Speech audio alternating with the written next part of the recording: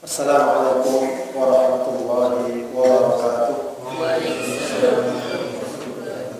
Bismillahirrahmanirrahim. Alhamdulillahi rabbil alamin. Nahmaduhu wa nasta'inuhu wa nastaghfiruh. Wa na'udzu billahi min shururi anfusina wa min sayyiati a'malina. Man yahdihillahu fala mudilla lahu wa man yudlil fala hadiya lahu. Asyhadu an la ilaha illallah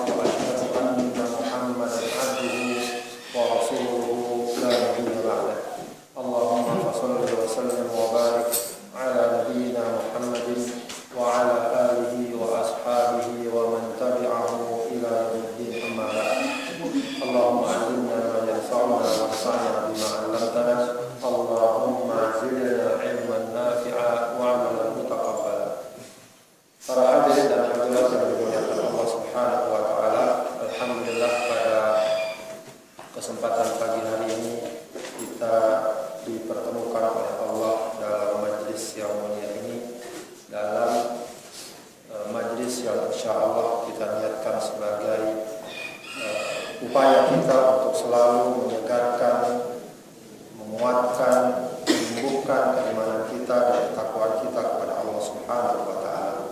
Mudah-mudahan kita selalu diberikan istiqomah dan keteguhan di jalan Allah Subhanahu wa taala. Amin ya rabbal alamin. Bapak Ibu sekalian yang dimuliakan Allah Subhanahu wa taala, pada kesempatan pagi hari ini saya ingin menyampaikan sebuah hadis yang mungkin sudah sering kita dengar sebagai bahan untuk muhasabah kita, bahan untuk perenungan kita, apalagi sekarang kita berada di akhir tahun. Meskipun muhasabah dituntut untuk selalu kita lakukan setiap saat dan setiap waktu, namun memanfaatkan momentum-momentum yang ada, pergiliran-pergiliran waktu yang ada adalah satu hal yang cukup bagus untuk kita hidupkan. Karena ketika kita melewati pergiliran tahun, sesungguhnya kita sedang melewati masa-masa di mana kesempatan dan waktu yang Allah Subhanahu wa taala berikan kepada kita semakin berkurang, semakin sedikit.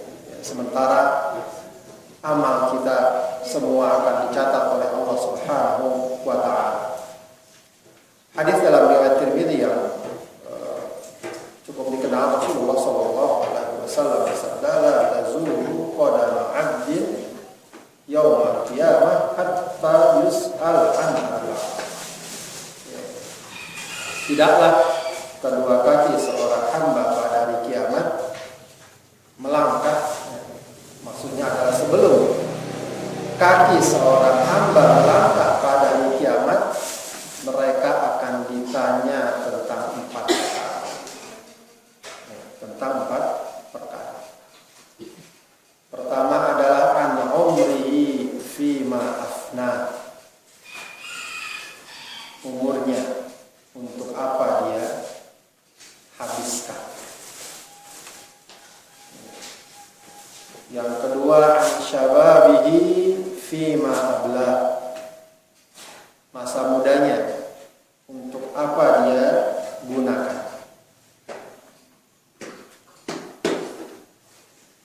Kemudian yang ketiga wa an malihi min aina tasabahu wa fima anfaqa, hartanya dari mana dia dapatkan dan untuk apa dia infakkan, keluarkan.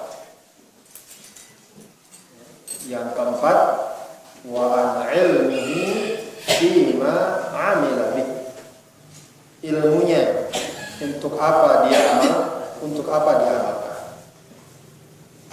Ya, empat perkara ini sudah cukup bagi kita untuk menjadi bahan muhasabah, bahan evaluasi kita, sejauh mana dari perjalanan hidup kita ini kita telah menempuh langkah-langkah yang dibenarkan atau apa saja perkara-perkara yang patut patut untuk kita evaluasi dan kita perbaiki.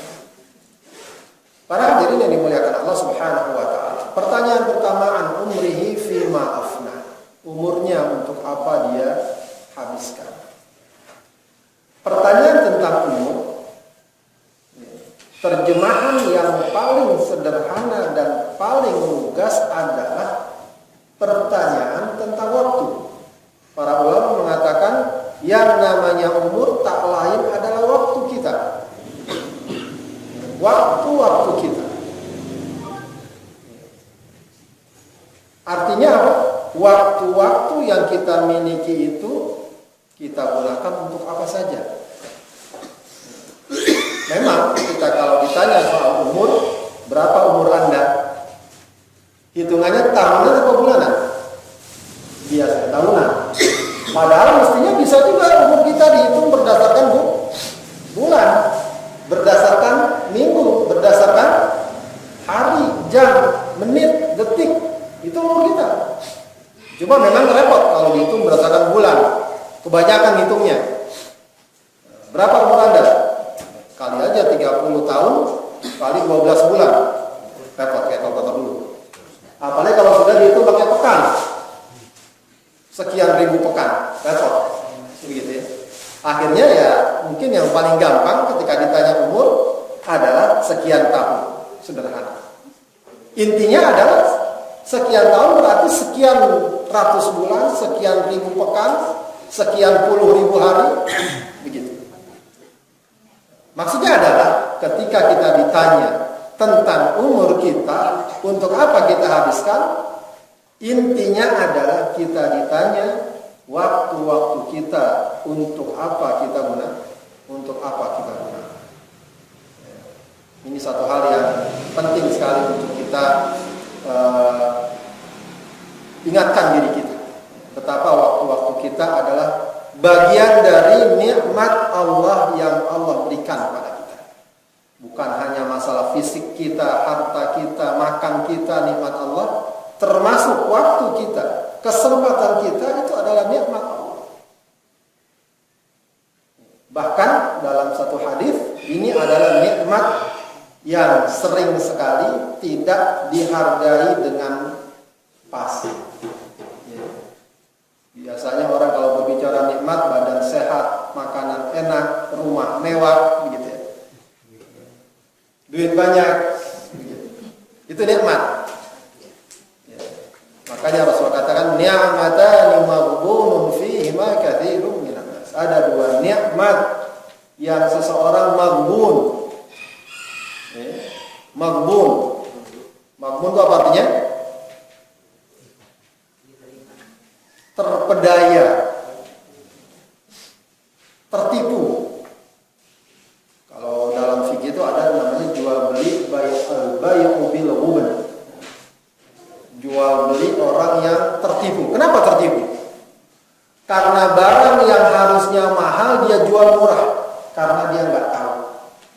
Dia punya HP bagus, makanya kalau anak-anak jual beli nggak boleh dia kalau terkait dengan barang-barang yang mahal, dia nggak tahu barang ini harganya 1 juta, dia jual cuma 10.000. Itu namanya maghbun. Yang beli senang, kok senang nih, beneran. Itu nggak boleh. Tidak boleh. Tahu ada anak kecil jual mungkin punya bapaknya, dia pengen beli apa, mainan gitu, ada HP bapaknya, dia jual aja bang, beli 10.000 bang. Kalau orang ngerti hukum nggak mau dia. Kenapa? Ini tahu anaknya nggak ngerti harga. Makanya dahulu kalau dalam kitab-kitab fikih itu ada juga hadis Rasulullah melarang. Kalau sekarang mungkin kondisi tidak seperti itu. Dulu dilarang orang petani jual sayuran sebelum sampai pasar. Jadi masih di tengah jalan dicegah. Kalau sekarang banyak tukang sayur di tengah jalan. Itu beda konteksnya. Kenapa dilarang? Karena dia belum tahu harga pasar berapa. Agar jangan sampai dia menjual terlalu murah sehingga dia rugi. Sebab harga pasar akan naik. Itu namanya maghbun. Nah, kata Rasulullah SAW ada dua nikmat yang orang maghbun. Kenapa maghbun? Karena nikmat ini semestinya dihitung mahal, tapi dia gunakan untuk perkara yang remeh, yang murah, apalagi bahkan merugikan dirinya. Apa? As-sihhatu wal faragh.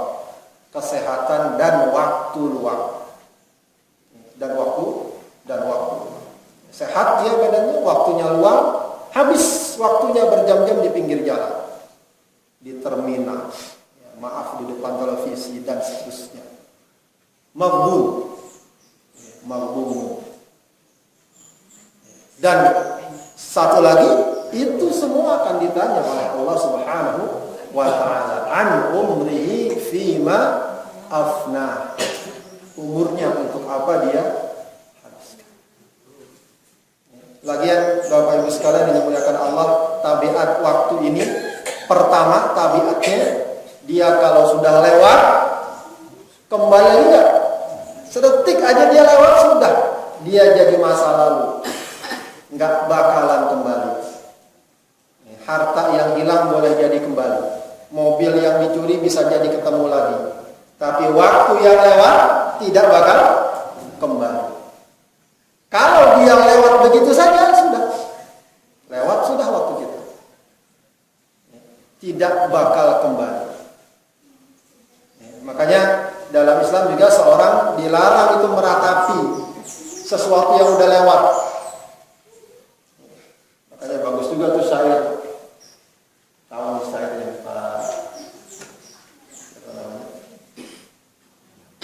lagu dangdut itu apa namanya? Yang lalu biarlah berlalu. Yang lalu biarlah berlalu, jangan diratapi. Makanya dilarang dalam Islam ngomong lau. Lau itu apa artinya? Artinya apa lau? Bukan andilau. Apa? Kalaulah. Seandainya. Seandainya dulu saya nggak masuk PNS. Kalau Pak Arman untuk masuk PNS nih. Seandainya, nggak ada itu seandainya. Untuk apa? Untuk menyesali sesuatu yang lewat. Karena nggak mungkin. Dia sesali, dia nggak sesali. Ya sudah terjadi. Seandainya tadi saya nggak pergi, itu nggak boleh. Kenapa? Karena dia mau menyesali sesuatu yang tidak mungkin lagi perbaiki. Maka ada dalam Islam, sudah pernah saya ajarkan, kalau kita tidak meraih sesuatu yang kita harapkan, apa kita katakan? Ibu-ibu udah pernah saya kasih tahu. Biar ingat lagi. Biar kita jangan terjebak pada kegalauan akibat sesuatu yang sudah terjadi. Jadi kalau ada sesuatu yang kita ingin raih ternyata tidak diraih, maka kita katakan apa? Qadarullah ma syaa fa'al. Biasakan itu Ibu, ucapan gitu. Qadarullah ma syaa fa'al. Oh, bagus banget kalau kita bisa ngomong begitu secara refleks. Kita ke rumah teman, udah janji, sampai di tengah jalan bannya kempes, nggak jadi. Maka kita katakan qadarullah ma syaa fa'al. Jangan bilang seandainya tadi saya nggak jalan, kan enak nih, gitu. Malah nggak bagus. Sudah takdir Allah, apa yang Dia kehendaki, Dia lakukan. Maksudnya Allah perbuat. Ya, artinya adalah waktu cepat berlalu atau waktu telah, kalau sudah lewat tidak akan kembali. Maka yang ada mestinya kita manfaatkan semaksimal mungkin untuk kebaikan. Dalam satu pesan Rasulullah, ihris ala ma yanfa'u. Lakukanlah sesuatu yang bermanfaat bagimu. Bermanfaat bagimu. Selalu kita pikirkan waktu kita. Untuk apa nih kita? Ngaji, belajar, bantu orang tua, urusan rumah tangga, itu bermanfaat. Insya Allah tidak ada yang sia-sia kalau kita lakukan untuk yang bermanfaat. Tabiat waktu yang lain juga adalah dia sangat cepat. Waktu itu sangat cepat. Semakin usia kita bertambah, tampak sekali waktu itu sangat cepat. Bahkan dalam satu riwayat ini juga merupakan pertanda kiamat. Taqawmuz zaman. zaman yang sangat berdekat. Kemarin kita baru saja Ramadan, ya, sekarang sudah Zulhijjah. Dikit lagi Muharram, Syawal, ketemu Rajab, Sya'ban, Ramadan lagi. Cepat sekali. Cepat sekali. Dia ibarat perjalanan. Kita ini rata-rata udah di atas kepala 3 atau kepala 4? Parman. Pengennya sih mudah terus dia. Kalau perjalanan, ibarat perjalanan kita ini udah lebih dari setengah. Dan orang kalau perjalanan lebih dari setengah, terasa lebih dekat atau lebih jauh? Lebih dekat. Kita ke Surabaya 1000 kilo. Kalau masih Cirebon terasa lebih jauh. Tapi kalau sudah sampai lewat Jogja ke sana sedikit, udah terasa dekat. Maka biasanya akan terasa cepat. Maka ini juga harus kita perhatikan. Waktu itu sangat cepat. Ya, sampai-sampai di hari kiamat nanti, penghuni atau orang-orang di hari akhirat ketika dia melihat balasan yang sudah Allah sediakan, yauma yarawnaha ka'annahum yauma yarawnaha lam yalbathu illa 'ashiyatan aw duha. Akan mereka ketika melihat hidup mereka dahulu di dunia, mereka tidak tinggal di dunia kecuali 'ashiyatan aw duha, sesorean atau sepagian saja. Ya, maka ini perlu kita terus hidupkan kesadaran betapa pentingnya kita memanfaatkan waktu-waktu yang ada untuk kebaikan kita, baik di dunia atau akhirat. Urusan dunia atau urusan akhirat tidak mengapa, tidak mesti orang memanfaatkan waktu harus ngaji, baca Quran, zikir. Itu jelas bagus.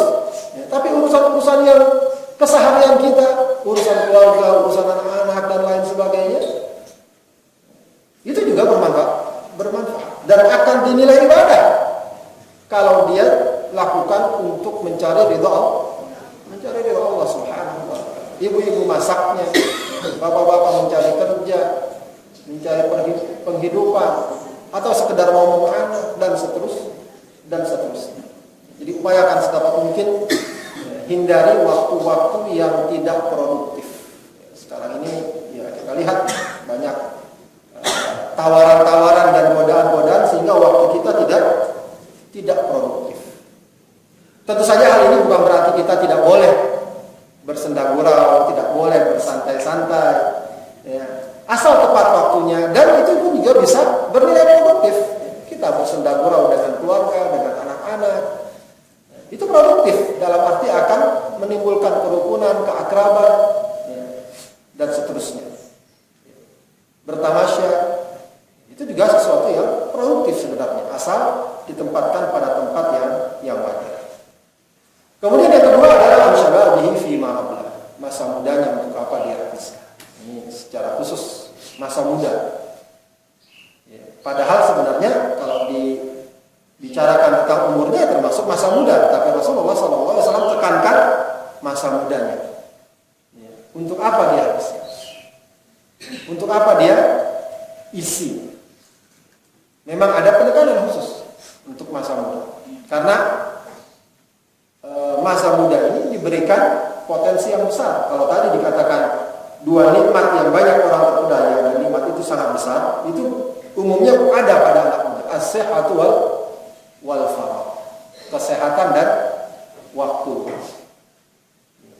Maka sejatinya jika ada tuntutan untuk melakukan kebaikan, mestinya yang paling besar dituntut adalah anak muda. Karena potensi yang diberikan lebih banyak. Dan itu bukan sesuatu yang gratis, bukan sesuatu yang dapat kita lakukan atau keluarkan semau kita. Maka semakin dini dia meraih kesadarannya untuk mendapatkan ketakwaan kepada Allah, meraih kesadarannya untuk mengisi potensinya dengan produktif, semakin dia mendapatkan tempat yang paling baik. Maka di antara 7 golongan yang Rasulullah berikan naungan di hari kiamat, salah satunya dikhususkan kepada anak muda. Syabun nasya'a fi ibadatillah, pemuda yang tumbuh dalam rangka beribadah kepada Allah. Ya. Karena memang kualitasnya beda. Kualitasnya beda. Ketika orang masih muda lalu dia taat beribadah, dengan orang yang sudah tua dia taat beribadah, ya tentu dua-duanya bagus. Tapi orang yang sudah tua taat beribadah memang sedikit banyak dorongan hawa nafsunya sudah mulai berkurang. Jadi kalau anak muda dorongan hawa nafsu masih banyak, tapi dia sudah bisa menundukkan dirinya untuk taat beribadah, maka kedudukannya akan sangat besar di sisi Allah Subhanahu wa Ta'ala. Jadi memang kalau kita perhatikan anak-anak muda sekarang, alhamdulillah di sini ada beberapa anak muda. Saya juga masih muda sebenarnya. Kita juga sebenarnya masih muda. Itu adalah satu perkara yang patut kita hidupkan. Kita dorong anak-anak kita yang masih muda dan seterusnya. Paling tidak sedapat mungkin mereka mengisinya dengan produktif, dengan baik. Jangan biarkan waktu-waktu banyak terbuang. Memang ya kita akui, saya juga secara pribadi harus mengakui bahwa tidak mudah mengingatkan anak-anak, tapi memang tidak pernah boleh kita putus asa. Mengingatkan mereka untuk selalu produktif, untuk jangan banyak menghabiskan waktu pada hal-hal yang tidak berguna. Apalagi sekarang semacam gadget dan lain sebagainya, ini satu tantangan yang sangat besar. Ya, bagaimana mengalihkan dan mendorong mereka untuk memanfaatkan kesempatan-kesempatan pada hal-hal yang bermanfaat, Kemudian pertanyaan ketiga, pertanyaan yang juga layak menjadi evaluasi kita adalah wa an malihi min aina iktasabahu wa fi ma anfaqa. Hartanya dari mana dia ambil dan untuk apa dia infakkan. Untuk harta ini bahkan ada dua pertanyaan yang harus kita mampu berikan jawabannya. Dari mana kita dapatkan? Penting bagi kita soal harta bukan masalah berapa kita dapatkan, sedikit atau banyaknya, untung atau ruginya, tapi yang tidak kalah pentingnya dan yang lebih mendasar adalah bagaimana, dari mana harta itu kita dapatkan. Pertanyaan Nabi Allah Zakaria alaihissalam kepada Maryam saat di kamarnya terdapat buah-buahan, bahkan diriwayatkan buah-buahan yang tidak ada pada musimnya. Buahan musim panas ada di musim dingin, buahan musim dingin ada di musim panas. Maka Nabi Zakaria bertanya pada Maryam, apa pertanyaannya?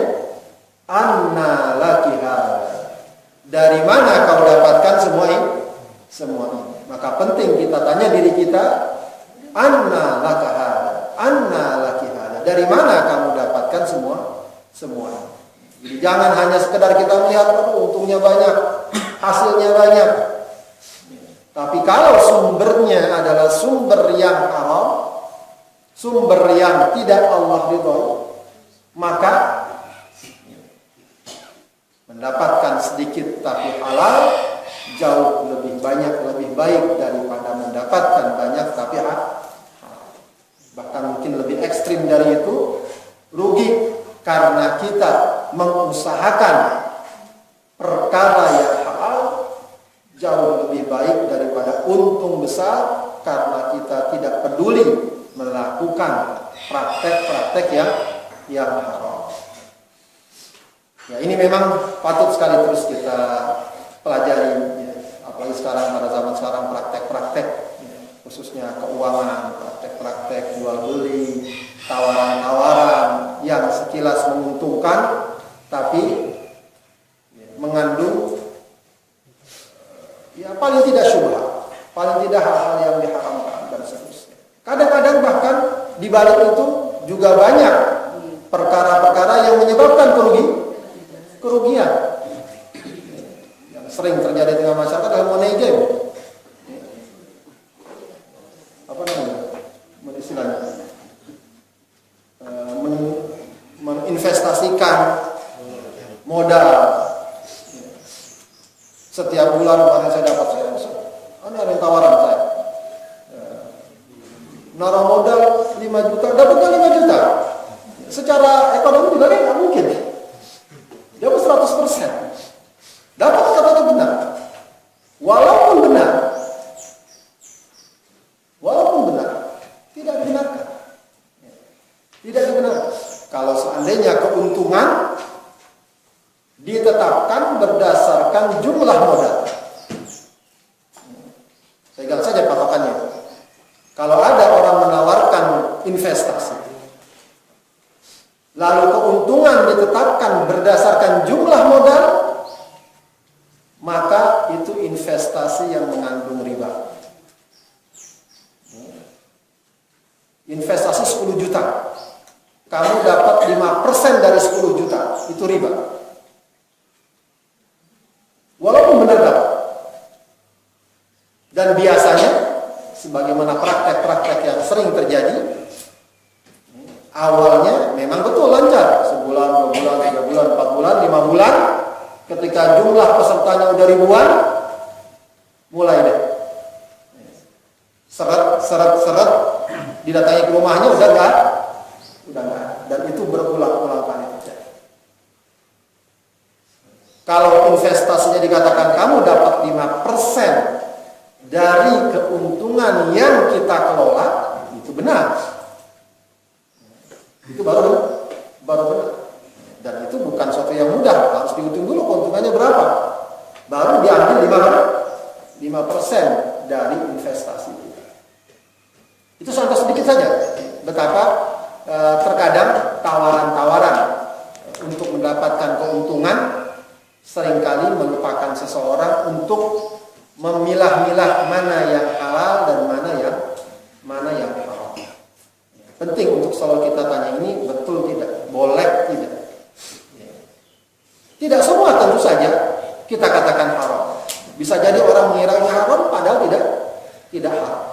Banyak orang bertanya beli secara kredit halal apa haram? Banyak orang mengira atau sebagian orang mengira itu haram. Tidak. Selagi tidak ada perubahan harga halal saja. Jumhur ulama pendapat yang kuat membeli secara kredit itu halal saja. Ya, di sini pentingnya kita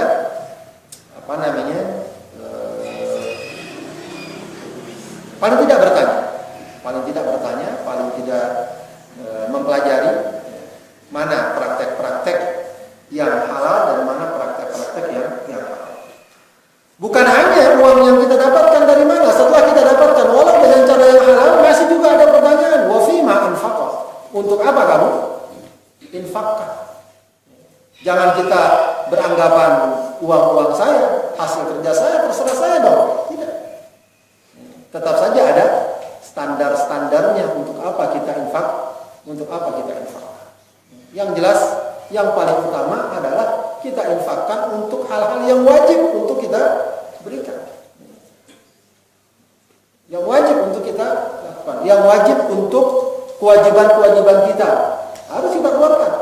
Kita untuk sholat harus kita keluarkan harta untuk dapat memenuhi menutup aurat.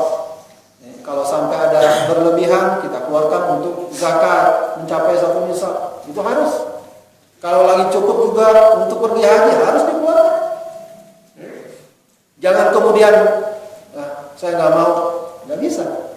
Itu sudah saluran-saluran yang wajib dikeluarkan kalau memang sudah terpenuhi syarat-syaratnya. Walau mungkin tidak bermasalah secara hukum. Zakat misalnya, kalau pajak mungkin kalau kita nggak bayar sekarang banyak sekali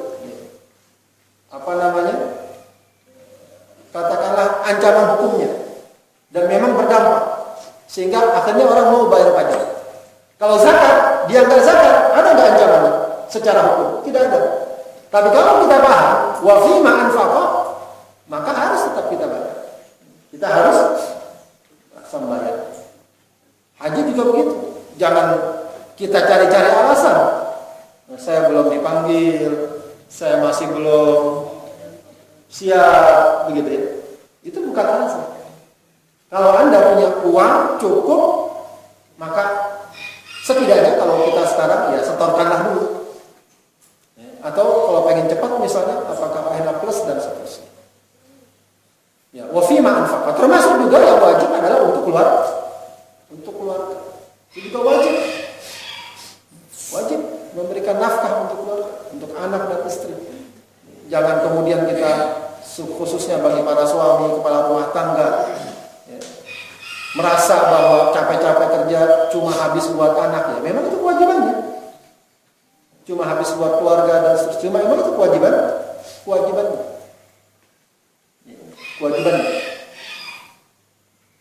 Bahkan dalam beberapa kajian kita fikih, termasuk wajib suami memberikan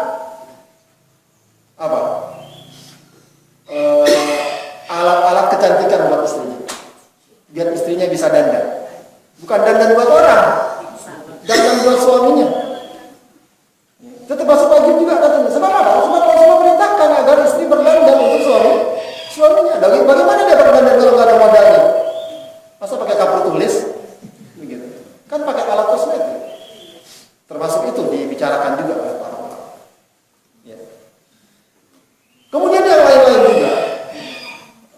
Tuntutan sedekah, infak, membantu orang lain dan seterusnya. Fima anfaqah. Ya, fima anfaqah. Upayakan sedapat mungkin bagaimana agar harta kita tidak keluar percuma. Harta kita tidak keluar percuma. Atau tidak berlebih-lebihan. Walau kita punya uang yang banyak. Walau kita punya uang yang banyak. Itu pun termasuk perkara yang akan ditanyakan oleh Allah Subhanahu wa ta'ala. Jangan sekali lagi kita katakan bahwa harta-harta saya, uang-uang saya, terserah saya, lalu kita hambur-hamburkan. Maka ini satu perkara yang patut sekali kita batasi sedapat mungkin. Ya, tentu lagi-lagi bukan berarti kita pelit. Pelit juga dilarang. Bakhil juga dilarang. Bakhil pada diri sendiri, bakhil kepada keluarga, tidak boleh. Begitu ya, tidak boleh. Tidak boleh orang misalnya bajunya compang-camping, lusuh, ya, karena nggak mau mengeluarkan uang untuk kepentingan dirinya dan keluarganya, tidak boleh. Satu siapa namanya, Abu Darda dipersaudarakan dengan Salman Al-Farisi. Ketika Salman datang ke rumahnya, istrinya pakaiannya compang-camping atau lusuh. Kata istrinya, Abu Darda sudah tidak butuh dunia. Maka kata Salman Al-Farisi, inna li rabbika 'alaika haqqun wa li nafsika 'alaika haqqun wa li ahlika 'alaika haqqun. Tuhanmu ada haknya, jiwamu ada haknya, dirimu ada haknya, dan keluargamu ada haknya. Penuhi mereka. Fa'ati kulladzi haqqin haqqa. Maka penuhi semua yang punya hak, haknya masing-masing. Haknya masing-masing. Kemudian yang terakhir adalah wa an ilmihi fima amila. Ilmunya untuk apa dia amalkan. Ini yang penting juga. Ilmu bagi kita, menuntut ilmu bukan sekedar kita punya ilmu.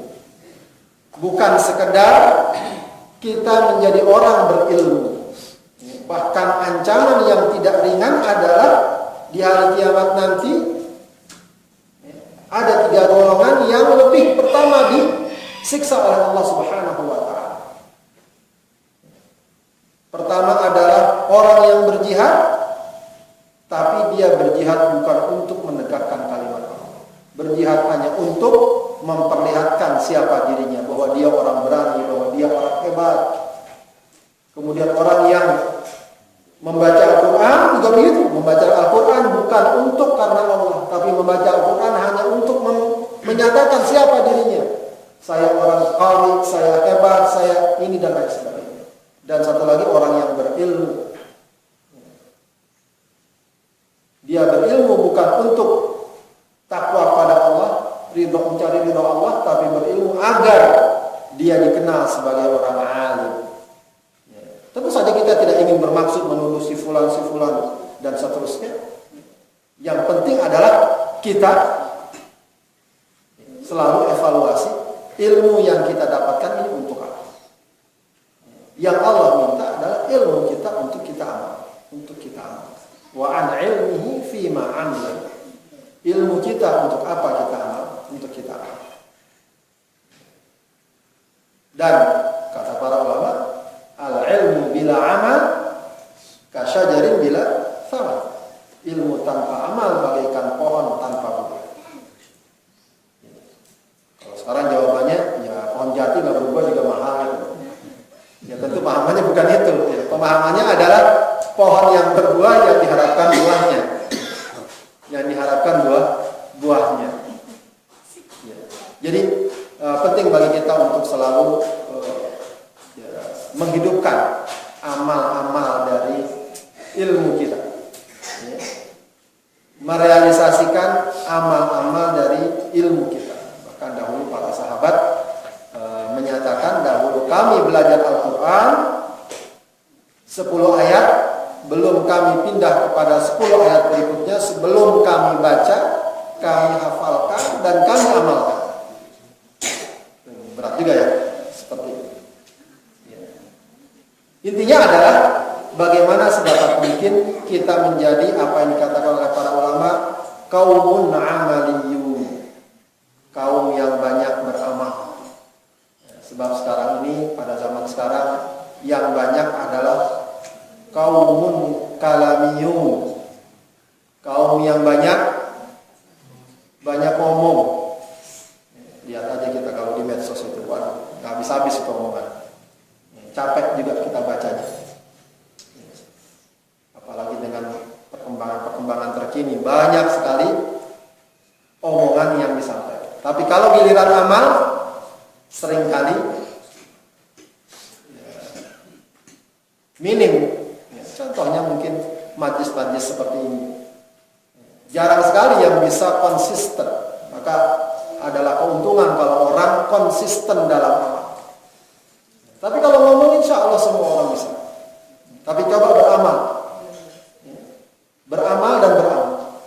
Ini yang tidak ringan. Ya contoh saja, sholat subuh, sholat berjamaah, itu kan amal jelas. Sederhana. Perkara dalilnya semua orang tahu. Perkara anjurannya semua orang tahu. Tapi perkara amalnya. Dan kemudian bagaimana amalnya konsisten? Ini perkara yang tidak ringan. Maka bagi kita, untuk hal-hal yang sederhana, kita nggak perlu berbicara hal-hal yang besar. Untuk hal-hal yang sederhana, amal kita sudah tahu, kita ilmu tentang orang tua kewajibannya terhadap anak, anak kewajibannya terhadap orang tua, itu ilmu sudah jelas. Sunnah-sunnah dalam ibadah, wajib-wajib dalam ibadah, tahu kita. Salat sunnah wajib puasa, sunnah puasa, sholat sunnahnya juga. Kalau kita perhatikan orang-orang dahulu, orang-orang tua kita, itu umumnya informasi tentang perkara-perkara agama biasanya tidak terlalu banyak, tidak seperti sekarang. Tapi kalau lihat konsistensinya jauh, kita jauh. Ya, saya ingat sekali orang tua saya, Allah ya, orang biasa, guru ngaji biasa, guru ngaji Al-Quran. Itu kalau sudah malam, ya mulai nggak pernah ketinggalan tuh kita bangun mereka sudah sedang sholat. Ya. Kalau habis subuh, saya masih ingat selalu ditanya, matahari udah kelihatan belum? Baru dia keluar. Zikir dari habis subuh sampai matahari keluar. Dan itu rutin, nyaris rutin. Kita bisa nggak rutin kayak gitu?